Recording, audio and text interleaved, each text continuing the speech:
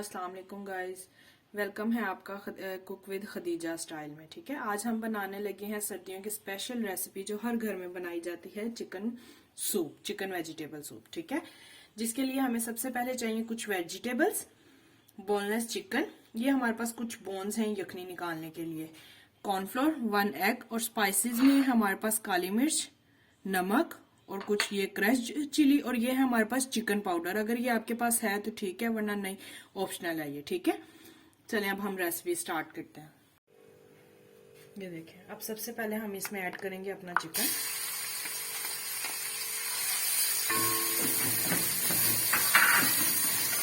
और ये इनको फ्राई कर लेंगे।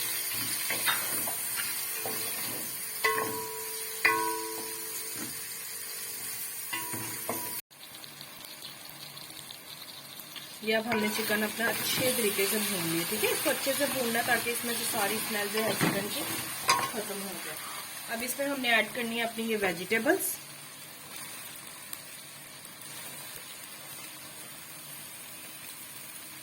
अच्छे तरीके से इनको भी 2 से 3 मिनट के लिए फ्राई कर लेंगे वेजिटेबल्स को भी। ये अब हमारी वेजिटेबल्स डन हो गई हैं, सिर्फ 2 से 3 मिनट के लिए करना है। और ये जो हमारे स्पाइसेस थे ये ऐड कर देंगे। अब इसके साथ ही हम पानी डाल देंगे। पानी मुझे थोड़ा कम लग रहा था, इसमें मैंने और पानी डाल दिया। तकरीबन 4 से 5 गिलास मैंने पानी के डाले हैं इसमें। ये देखें, अब 20 मिनट्स हो गए हैं, हमारी वेजिटेबल्स और चिकन वगैरह को कुक होते हुए अच्छे तरीके से पक गई हैं।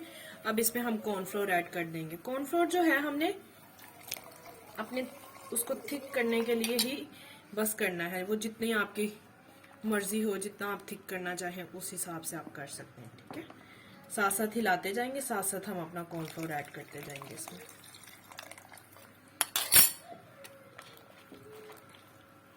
इसको आपने अच्छे से पकाना है ताकि ये जो कॉर्नफ्लोर का कच्चापन है उसकी स्मेल इसमें ना आए। हाँ जी मेरे प्यारे व्यूवर्स, ये देखें, हमें 10 से 15 मिनट हमने इस कॉर्नफ्लोर को अच्छे तरीके से पकाया ताकि इसका कच्चापन ना रहे। ये थिक हो चुका है। आपको जितना थिक करना हो उस हिसाब से आप इसमें कॉर्नफ्लोर ऐड कर सकते हैं। अब इसमें मैं डालूंगी 1 टीस्पून के करीब सिरका। ये सब चीजें जो हैं आप अपने टेस्ट के मुताबिक ऐड कर सकते हैं जितना आप चाहें। 1 टीस्पून के करीब सोया सॉस और 1 टीस्पून के करीब ही चिली सॉस। ठीक है, इसको अच्छे तरीके से मिक्स करके और इसी पॉइंट पर अब हम एग ऐड करेंगे। एग आपने कभी भी जो है पहले ऐड नहीं करना।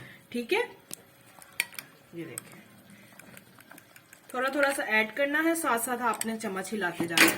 अगर तो आपने इसकी लेयर को थिक करना, ज्यादा मोटा अंडा रखना है तो फिर आपने चम्मच को इतना नहीं हिलाना, और अगर आपने इसको थोड़ा सा पतला रखना है अंडे को तो फिर आपने साथ साथ चम्मच हिलाते जाना है।